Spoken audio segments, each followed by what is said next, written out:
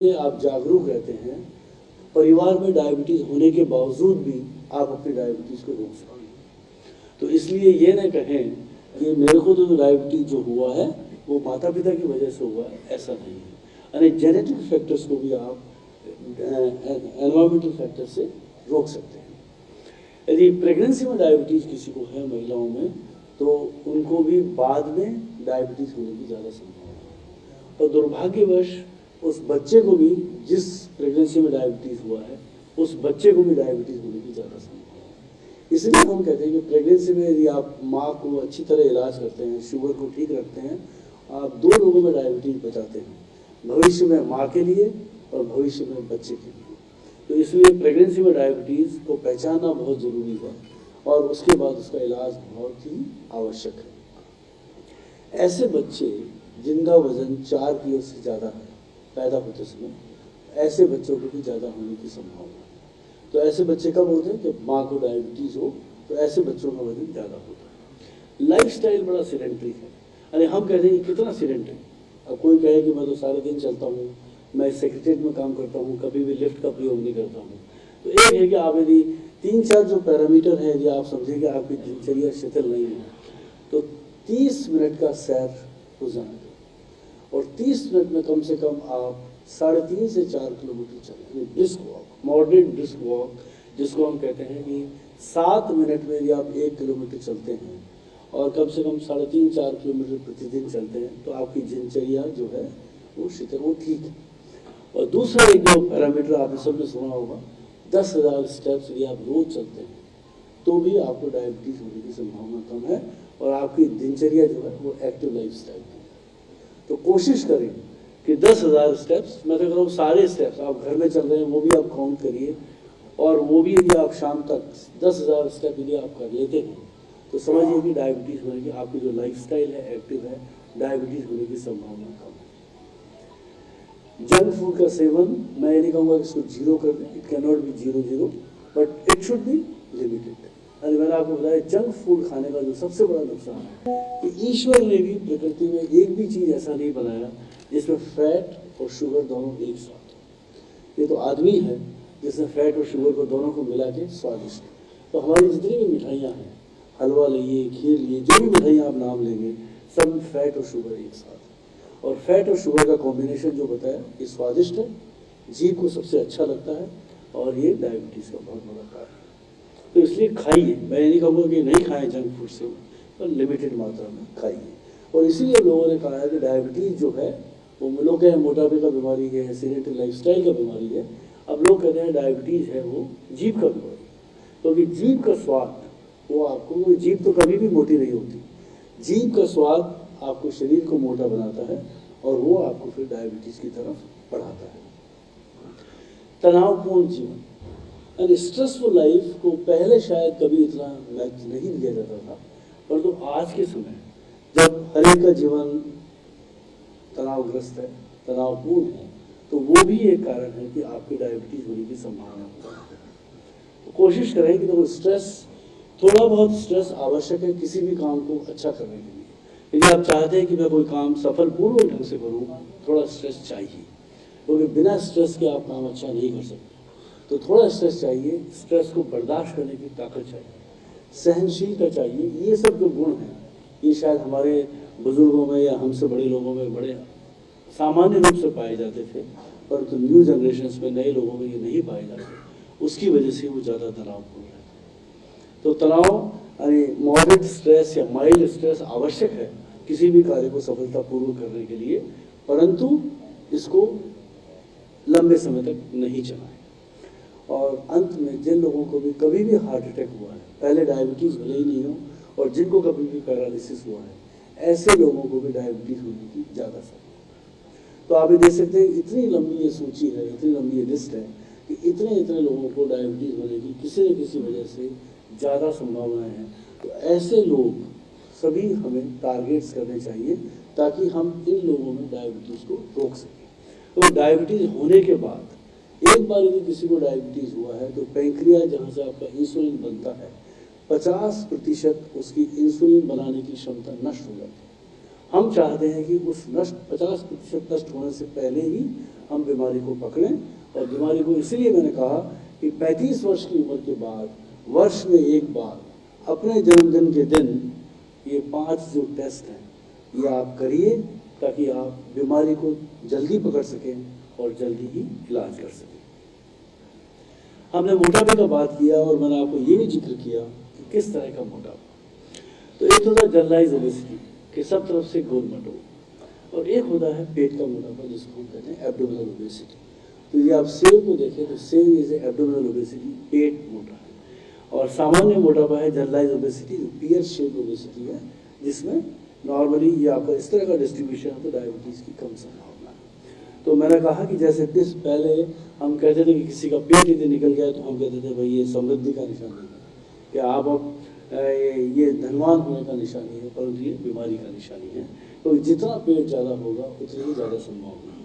अब कितना हो पेट, तो इसलिए हम कहते हैं कि 90 सेंटीमीटर यदि आपका वेस्ट लाइन है पुरुषों में और 80 सेंटीमीटर यदि महिलाओं में वेस्ट लाइन है तो आपका ये वेस्ट लाइन ठीक है। 90 सेंटीमीटर से यदि ऊपर है और महिलाओं में यदि 80 सेंटीमीटर से उनका वेस्ट ज़्यादा है तो ये पेट का मोटापा कहलाता है। तो जैसे मैंने बताया कि आपका मोटापा, ओवरऑल मोटापा हाइट -100 और पेट का मोटापा 90 और 80 सेंटीमीटर यदि आप याद रख सकें कि 90 सेंटीमीटर पुरुषों के लिए और 80 सेंटीमीटर महिलाओं के लिए, तो अपना वेस्ट नापिए आज जाके और देखिए कि आप कहाँ फिट होते हैं।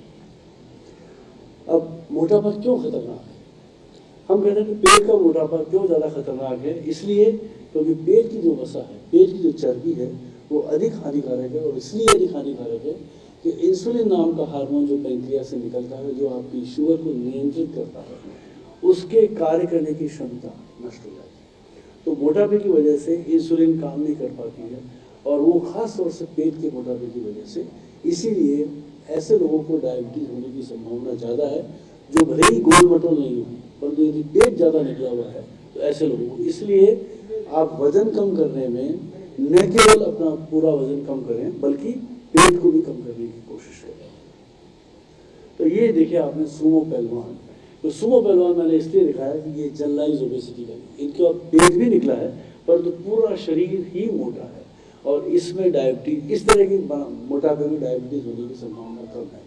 परंतु ये अकेला ही पेट का मोटापा होता तो डायबिटीज होने की संभावना बहुत ज़्यादा होती है। अक्सर हम लोगों में ये इंटरेस्ट होता है कि आपने सुना होगा अपने डॉक्टर को कहते हैं कि टाइप 1 डायबिटीज़ किस तरह का, कि टाइप 1 है या टाइप 2 है। तो अधिकांशतः हम जो ये कहते हैं कि जो टाइप 1 डायबिटीज़ है ये बच्चों में होती है, और सबसे जो महत्वपूर्ण लक्षण है वो है कि इनका शरीर और इनका वज़न बहुत जल्दी टूट जाता है, बहुत जल्दी कम हो जाता है। तो ऐसे लोगों में टाइप 1 डायबिटीज़ होने की संभावना ज़्यादा है। तो ख़ास तौर से बच्चों में, और ख़ास तौर से जब अचानक सडन वेट लॉस हो जाए तो हमें समझना चाहिए कि ये टाइप 1 डायबिटीज़ है। और ऐसे लोगों में लक्षण लगभग 100% बच्चों में होते हैं। तो इसलिए लक्षणों की वजह से ये अधिकांश अपने डॉक्टरों के पास आ जाते हैं। परंतु जो टाइप 2 डायबिटीज़ है वो अधेड़ और वृद्ध लोगों के लिए है, उनको ज़्यादा होती है। मोटापा जिनको होता है उनको ज़्यादा होती है, और लक्षण केवल 50 से 60% लोगों में होता है। इसलिए इसको देखो, और टाइप 2 डायबिटीज़ करीब 95% लोगों को टाइप 2 डायबिटीज़, और टाइप 1 डायबिटीज़ जो बच्चों में होती है वो बच्चों में जो होती है टाइप 1 डायबिटीज़ वो 20 साल से उम्र के कम के लोगों को होती है, और लक्षण 100% लोगों में होते हैं।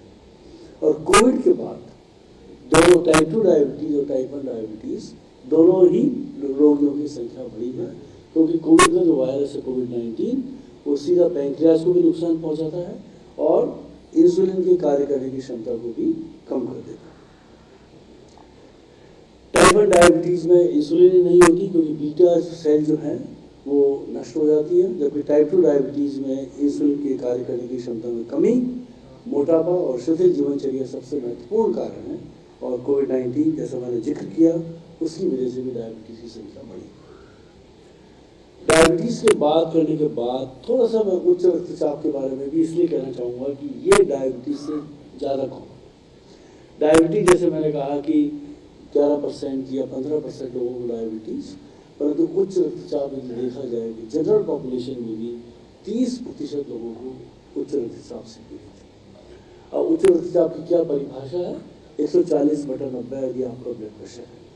जब भी हम मरीज का ब्लड प्रेशर नापते हैं तो मरीज कहता है मैं दौड़ के आया हूँ, मैं भी भाग के आया हूँ और मैं परेशान हूँ।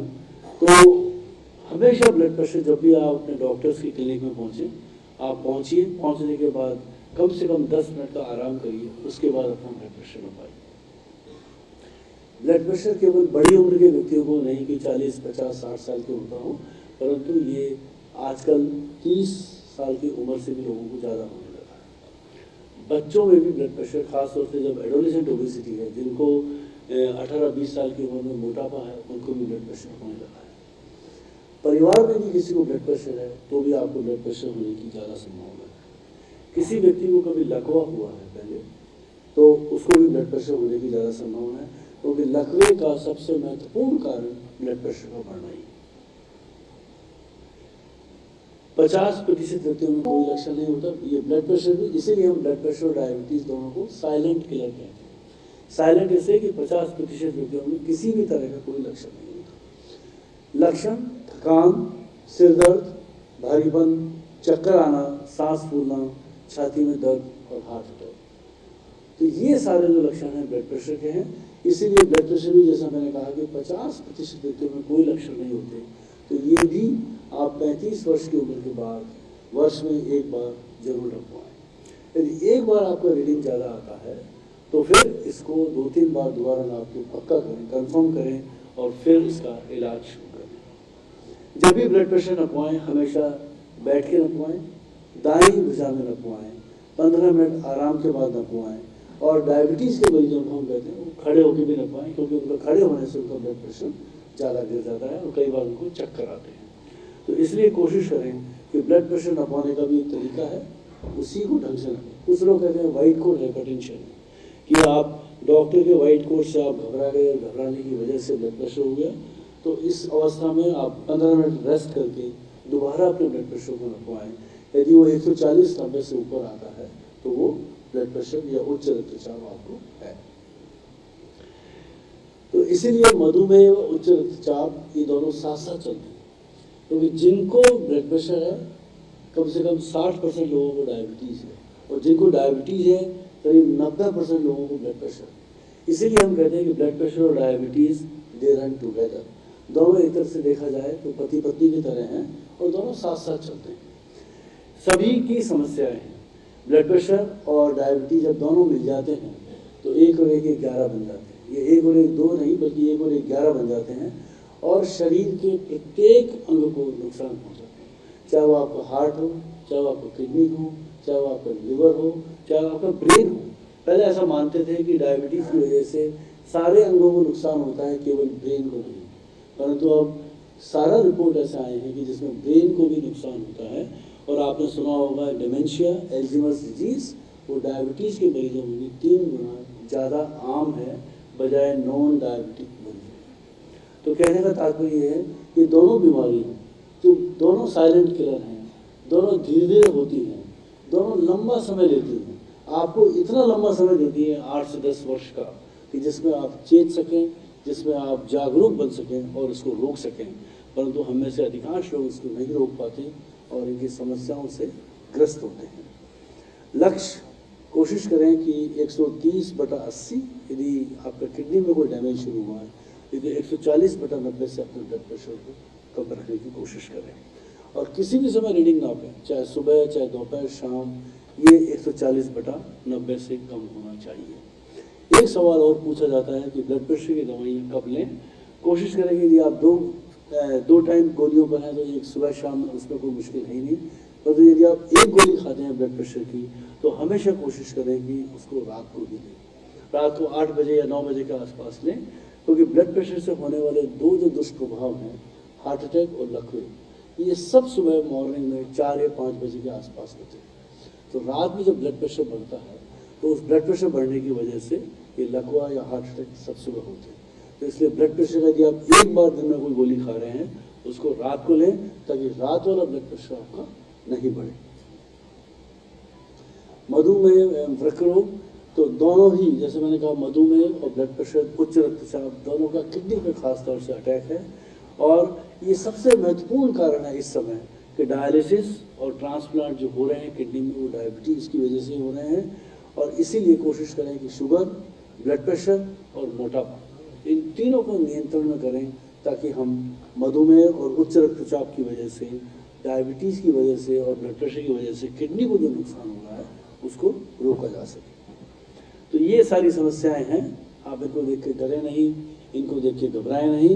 इतना जरूर रखें कि यदि आप डायबिटीज़ को रोक सकते हैं या डायबिटीज़ होने के बाद उसको अच्छी तरह नियंत्रित कर सकते हैं, आप सारी समस्याओं से बच सकते हैं। चाहे वो रेटिनोपैथी हो, चाहे सबसे महत्वपूर्ण कारण आँख से रोशनी जाने का डायबिटीज़ है, चाहे वो हार्ट अटैक हो, चाहे वो लकवा हो, चाहे वो पाँव में गैंग्रीन हो, सारी समस्याओं को रोका जा सकता है यदि आप शुगर और ब्लड प्रेशर दोनों को अच्छा कंट्रोल कर सकें।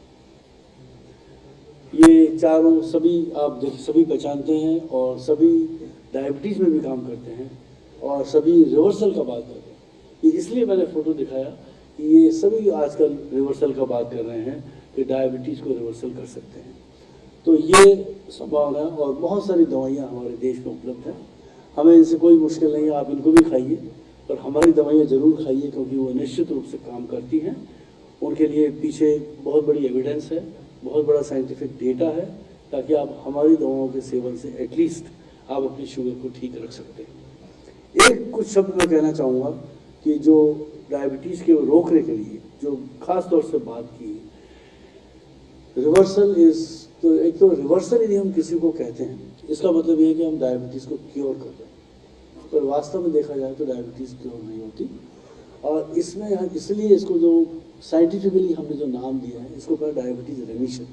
यानी आप डायबिटीज़ को कुछ समय के लिए ठीक कर सकते हैं अपना वजन कम करके। और एक सबसे बढ़िया स्टडी जो पिछले 2 साल पहले आया, उस स्टडी में ये दिखाया है कि आपने यदि अपना वजन 15 किलो यदि कम किया है, 15 किलो यदि कम किया है, उन लोगों का डायबिटीज़ रेमिशन रहा और वो डायबिटीज़ कम से कम आगे आने वाले 3 वर्षों तक ठीक रहा। परंतु वजन जैसे ही बढ़ा वापस, फिर वापस डायबिटीज़ दोबारा।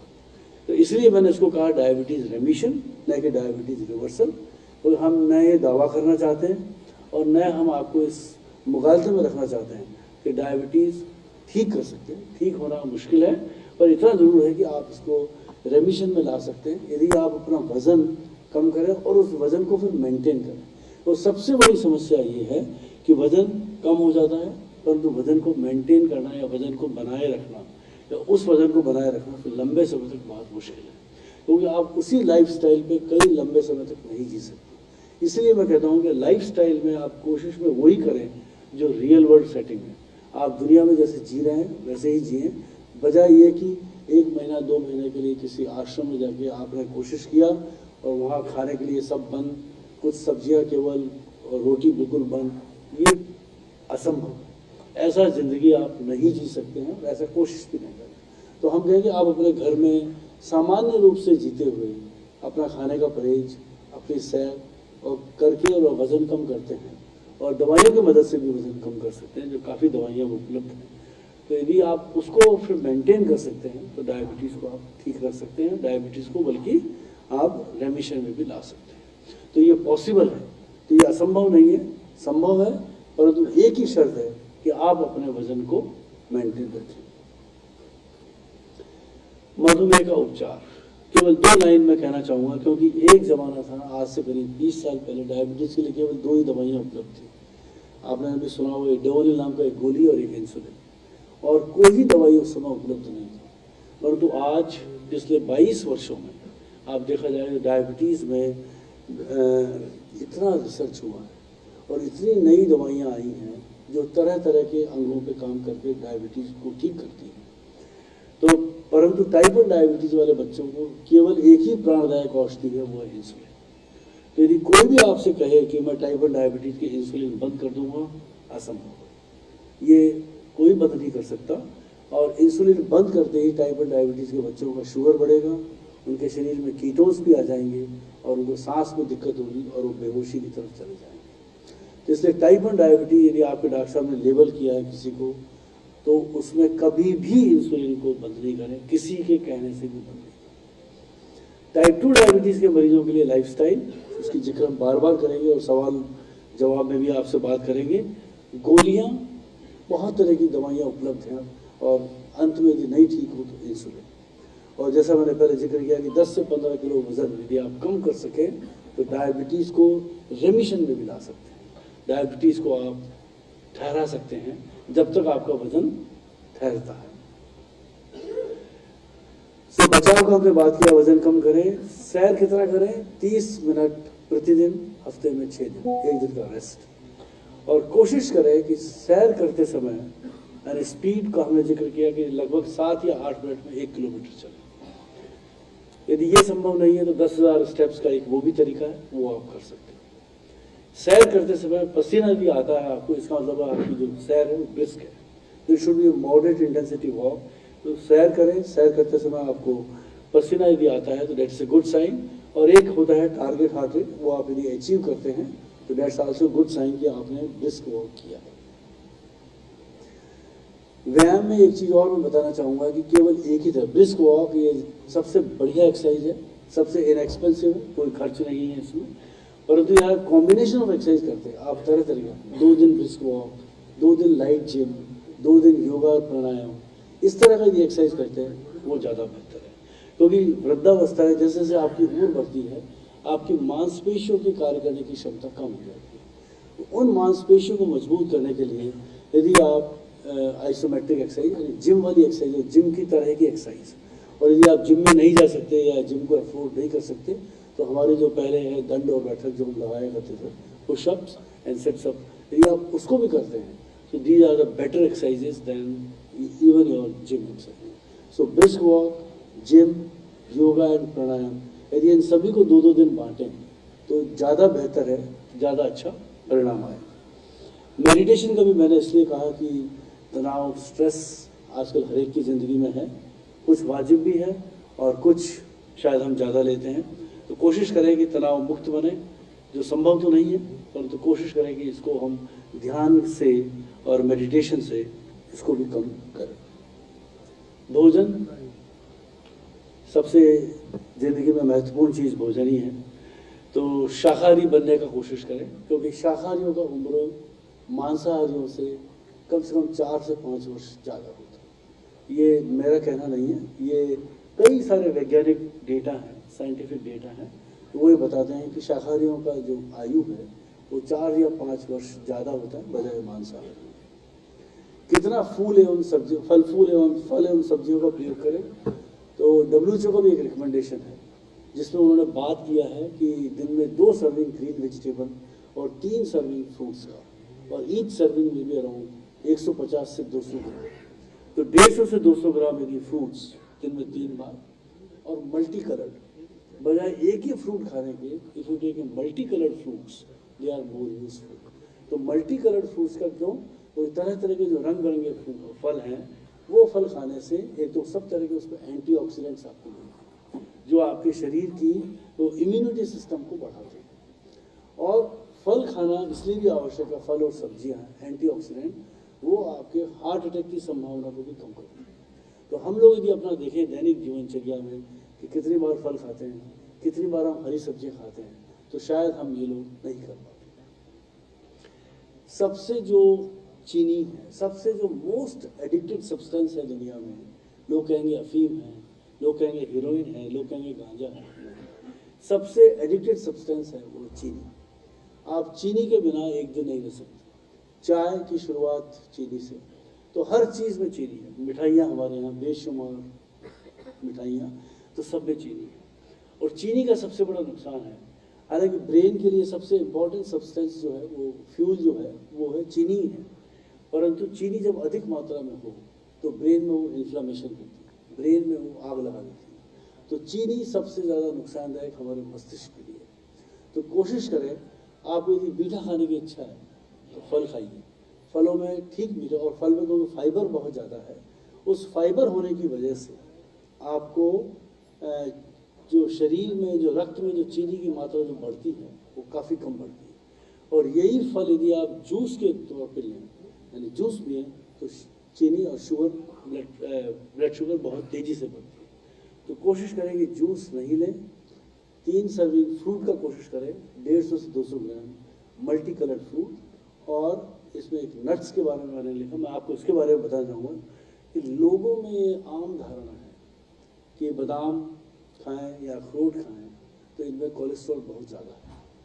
तो ये याद रखें कि बादाम, जितने भी हमारे ड्राई फ्रूट्स हैं, सब में कोलेस्ट्रॉल 0 है, क्योंकि कोलेस्ट्रॉल का सोर्स केवल एक ही है, वो है जो भी एनिमल सेल से आया है उसमें ही कोलेस्ट्रॉल है। तो जैसे घी है, घी में कोलेस्ट्रॉल है क्योंकि घी दूध से आया और दूध पशु से आया।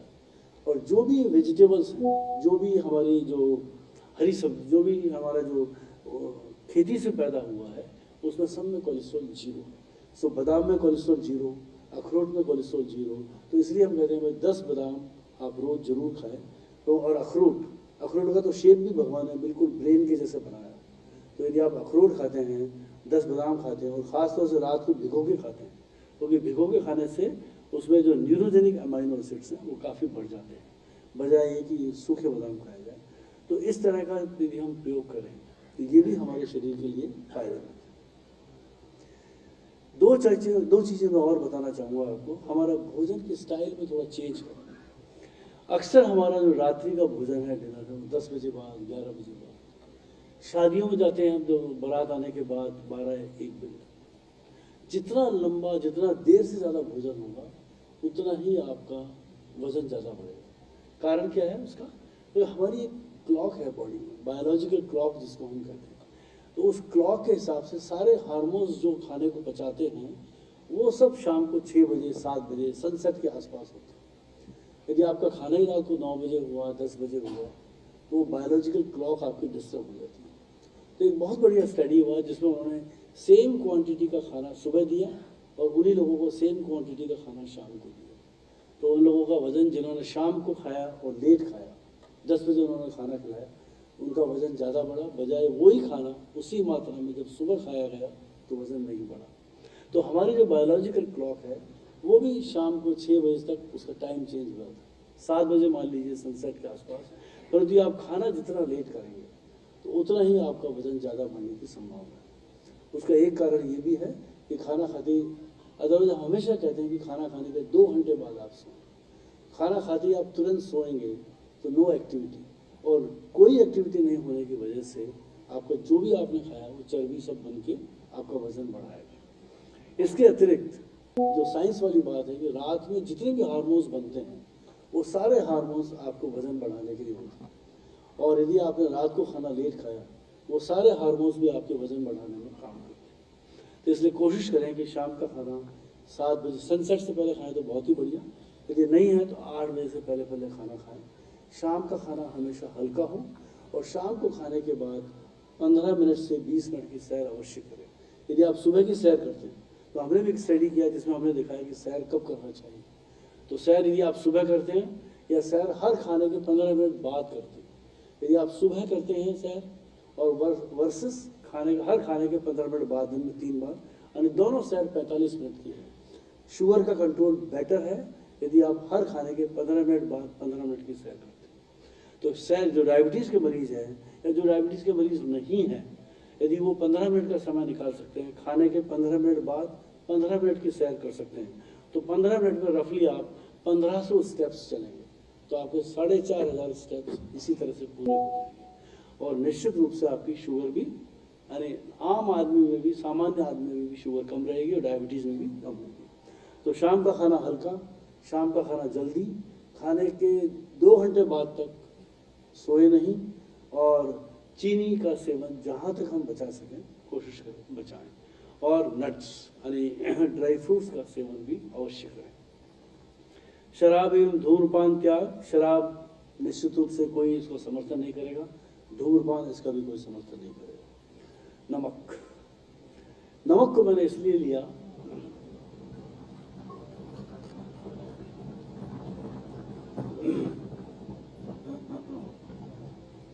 Should I continue, sir? So, नमक, आप कहें कि शरीर में नमक है तो जान है, और शरीर में नमक नहीं है तो जान नहीं है। और नमक इसीलिए प्राणदायक है। तो सोडियम यदि आपका कम हुआ तो आपको एक्सट्रीम एग्जॉशन, अधिकतम थकान, और कई बार ये कम सोडियम आपको बेहोशी की तरफ ले जा सकता है।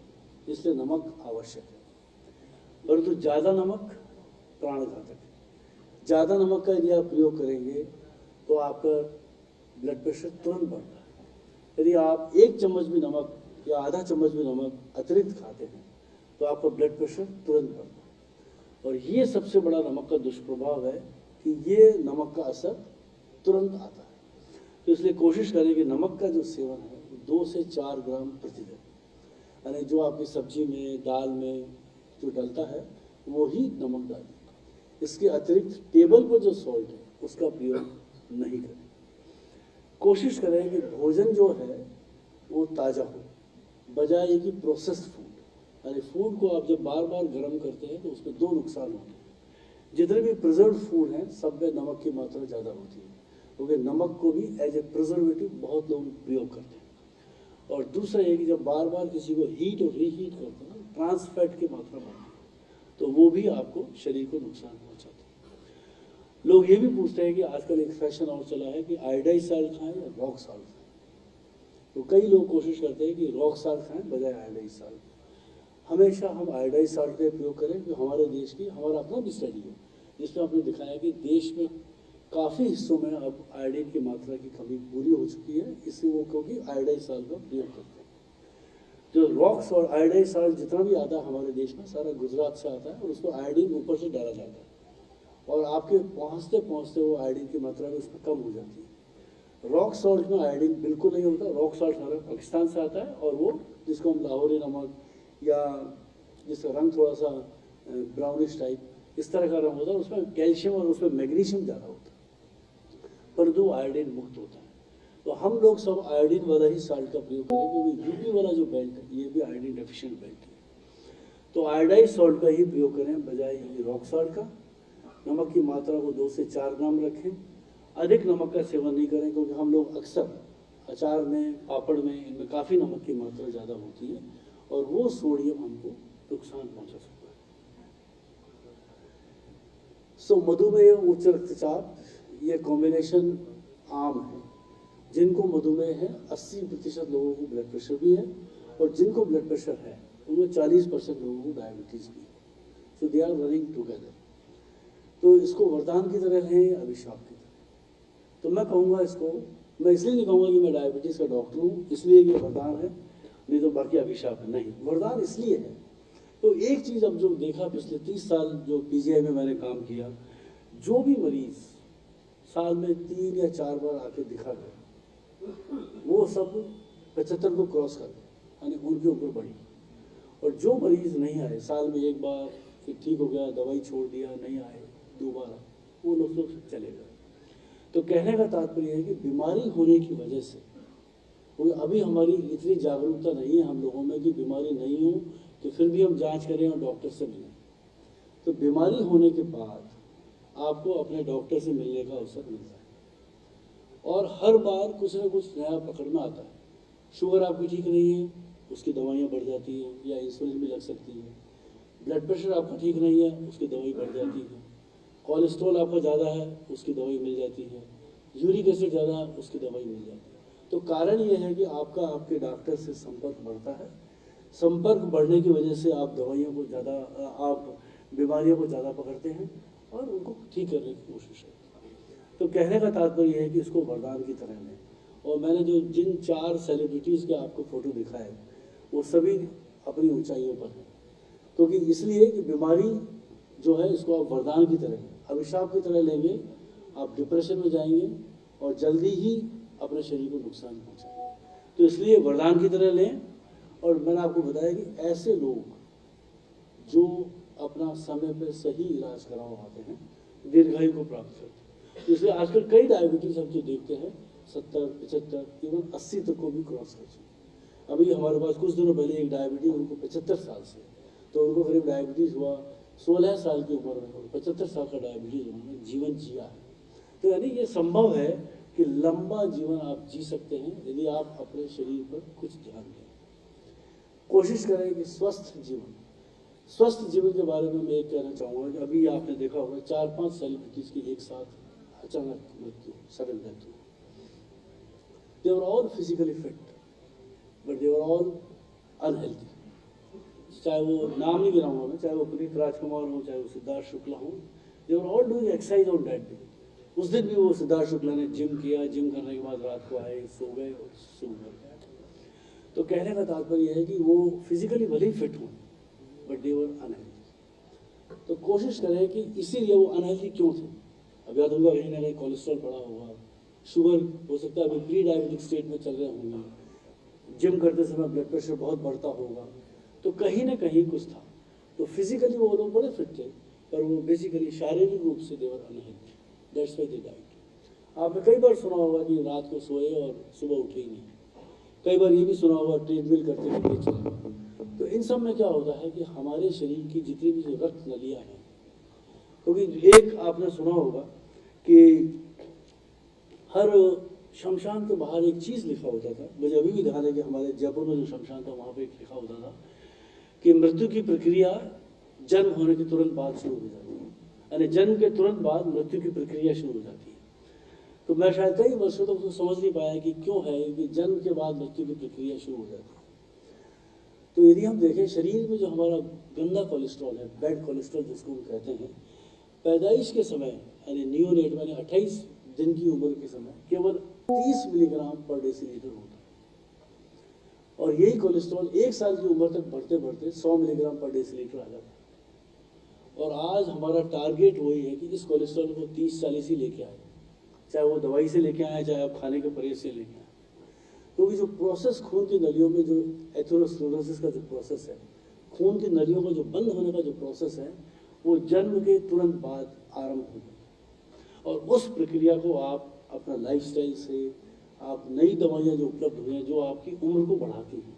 मैं इसीलिए कहता हूँ कि डायबिटीज़ में अब इस तरह की कई दवाइयाँ आई है जो न केवल शुगर को ठीक करती है परंतु आपको मृत्यु से भी रोकती है। अब आपको अगर मृत्यु कौन रोक सकता है, वो तो ईश्वर के हाथ में है। तो हम भी कहेंगे कि मृत्यु को हम भी नहीं रोक सकते, परंतु जब तक आप जिए तब तक आप अच्छी तरह जिए, स्वस्थ जिए और किसी पर निर्भर होकर न जिए। तो हमारा लक्ष्य यही है कि आप अच्छा जिए और जब आप अच्छे रहेंगे कुछ न कुछ अच्छा करेंगे, समाज के लिए अच्छा करेंगे, तो एटलीस्ट ये तो माना जाएगा कि आपके शरीर से इस देश को, इस समाज को, इस राष्ट्र को फ़ायदा हो रहा है। और कोशिश करेंगे समाज के उपयोगी बने ताकि हमारा ज़िंदगी और हमारा जीवन श्रेष्ठ हो और लोग हमें याद रखें। ये आहार का एक लिस्ट जो हमने बनाया, जो हम हमारे ओपीडी में अक्सर फॉलो करते थे, इसमें बस एक ही चीज़ मिसिंग है, वो है रोटी। तो सबसे जो खतरनाक चीज़ें हमारे खाने में 2 ही चीज़ें, एक तो चीनी और दूसरा है रोटी। और रोटी में सबसे ज़्यादा नोटोरियस जो है वो गेहूँ है। गेहूँ खाने से आपकी शुगर स्पाइक होती है। तो इसीलिए कोशिश करें कि मल्टीग्रेन आटा खाएं तो ज़्यादा बेहतर है ताकि आपकी शुगर तेज़ नहीं बढ़े। और दूसरा एक चीज़ मैं आपको बताऊं जो मैं पहले नहीं बताया, फल कब खाना चाहिए। हमने फलों का बात किया कि 3 सर्विंग फ्रूट्स का, 2 सर्विंग ग्रीन वेजिटेबल का हो। फल कब खाएं, तो फल हमेशा कोशिश करें कि खाने के तुरंत बाद खाएं, क्योंकि फल में उसके 2 सबसे बड़े फायदे हैं, बजाय 2 खानों के बीच में खाएं। तो लोग अक्सर फल शाम को 5 बजे या दोपहर में 11 बजे के आसपास खाते हैं। हम कहेंगे नहीं, ब्रेकफास्ट के तुरंत बाद, लंच के तुरंत बाद और डिनर के तुरंत बाद। उसके 2 फायदे हैं। एक तो ये कि यदि आप फल खाने के तुरंत बाद खाते हैं तो आपकी जो शुगर का राइज है वो बहुत कम होता है, बजाय यदि आप फल खाने के बीच में खाते हैं या खाने के पहले खाते हैं। और दूसरा, फलों में काफ़ी मात्रा में हमारे शरीर में पाचन, डाइजेस्टिव एंजाइम्स बहुत सारे हैं और वो डाइजेस्टिव एंजाइम्स खाने को पचाने में मदद करते हैं। तो आप यदि ये भी कोशिश करें कि जो लोग अक्सर ये गैस की गोली, गैस तो हर एक को बनती है, तो इस गैस की गोली जो पेंटोसिड है या राजू, तरह तरह की दवाइयाँ जो खाते हैं, उसको भी आप कम कर सकते हैं यदि आप फल खाने के तुरंत बाद खाएं। तो ये जो चार्ट है इसमें रोटी नहीं है और इस चार्ट ने कई लोगों का उम्र बढ़ाया। तो इस चार्ट का यदि आप पालन करें तो कम से कम 5 से 7 किलो वजन तो आपका 3 महीने में कम हो ही जाता है। सो निष्कर्ष या उपसंहार, जो मधुमेह उच्च रक्तचाप दोनों पति पत्नी की तरह, they run together. They are friends and they are foes also. दोनों एक दूसरे के दुश्मन भी हैं और दोनों एक दूसरे के साथ भी हैं। And both are silent killers, क्योंकि 50% लोगों में न डायबिटीज़ के कोई लक्षण होते हैं न ब्लड प्रेशर के कोई लक्षण होते हैं। दोनों शरीर के लिए घातक है, यानी दोनों मिल जाएं तो 1 और 1 2 नहीं, क्योंकि 1 और 1 11 बन जाते हैं। और जिंदगी के 5 मूल मंत्र, मोटापा, जो मैंने आपको बताया कि आप खुद अपना लंबाई में 100 यदि घटाएं और आपका पेट या वेस्ट लाइन आपकी 90 या 80 है, तो आपको मोटापा है, उसको कम करें। अपना लाइफस्टाइल को बदलें, धूम्रपान का त्याग करें और डेली रूटीन में एक्सरसाइज करें। और कुछ भी नहीं कर सकते तो 10,000 स्टेप्स रोज चलें, उसी से भी आपकी जिंदगी 10,000 स्टेप यदि आप चलते हैं तो लगभग 6 से 6.25 किलोमीटर यदि आप चलते हैं तो वो पर्याप्त है आपके शरीर के मेटाबॉलिज्म को ठीक रखने का, और कम से कम आपके वजन को नहीं बढ़ाएगा। यही एक सफल जीवन की कुंजी है। धन्यवाद, बहुत बहुत साधुवाद। और मिश्रा जी को बहुत बहुत साधुवाद कि आपने हमें आमंत्रित किया और हम यहाँ आए। बहुत बहुत धन्यवाद डॉक्टर साहब। और सर्वप्रथम मैं उत्तर प्रदेश शासन के मुख्य सचिव श्री दुर्गा शंकर मिश्र जी का हार्दिक स्वागत करती हूँ और मंच पर सादर आमंत्रित करती हूँ मुख्य सचिव महोदय को, अपर मुख्य सचिव महोदय को और प्रोफेसर R.K. दीवान सर को।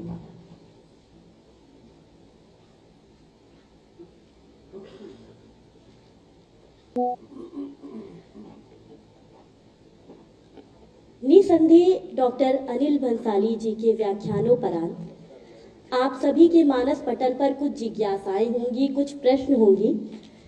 तो मेरा आप सभी से अनुरोध है कि यदि आपके कुछ प्रश्न हैं तो डॉक्टर साहब से आप अपने प्रश्न अवश्य पूछें। आपके प्रश्नों का स्वागत है।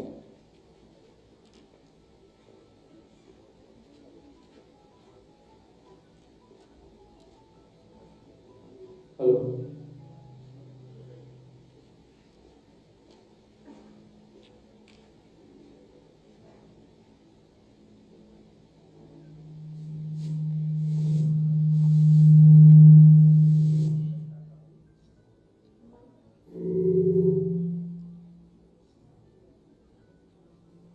कृपया आप आगे आ जाएं। जिन्हें भी प्रश्न पूछना है वो कृपया आगे आ जाएं। आगे आ जाएं।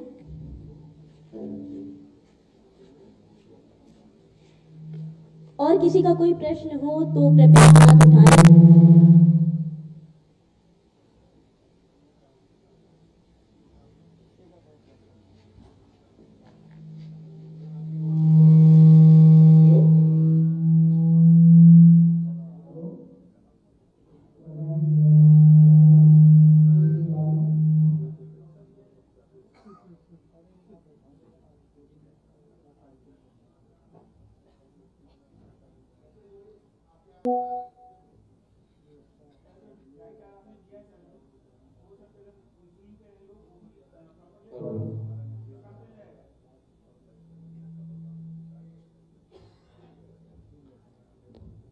उस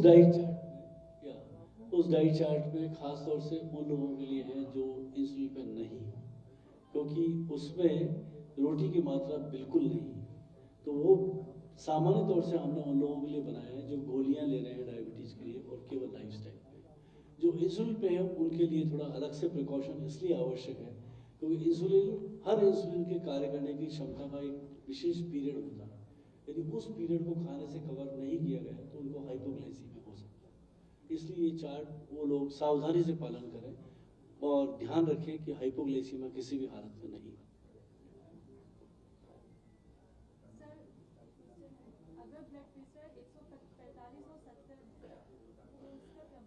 तो भी हाइपरटेंशन है। तो जो रीडिंग बताया मैंने 140/90 जो सैक्रोसेंट फिगर हो गया एक तरह से, तो ये 2 या 3 बार कंफर्म करने के बाद उसमें कोई भी ज़्यादा हो, चाहे ऊपर वाला ज़्यादा हो चाहे नीचे वाला ज़्यादा हो, दोनों ही हाई ब्लड प्रेशर की कैटेगरी में आएंगे। तो यदि किसी का लगातार 145 रह रहा है, कई बार नापने भी रह रहा है, और नीचे वाला यदि 90 से कम भी है तो भी ऐसे व्यक्ति का इलाज होना चाहिए। दवा चलनी चाहिए। दवा चलने के बावजूद भी यदि ऐसा हो रहा है, दवा बढ़ाना चाहिए। बहुत दवाइयाँ उपलब्ध है ब्लड प्रेशर की जो डिफरेंट टारगेट्स करती हैं, तो आप अपने डॉक्टर से संपर्क करें, दवा बढ़वाएं।